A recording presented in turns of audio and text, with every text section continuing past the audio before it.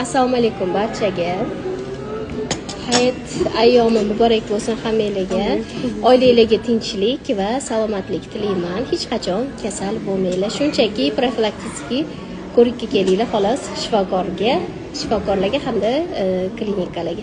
Xullas kecha Reels'ni post joylaganimdan keyin juda ham ko'plar direktimga yozishdi. Dildor opa, ana shu tug'ilgan kunni 50% chegirmasi qaysidir sanagacha davom etadimi deb. Hozircha testli rejimda aniq bir muddat belgilanmagan.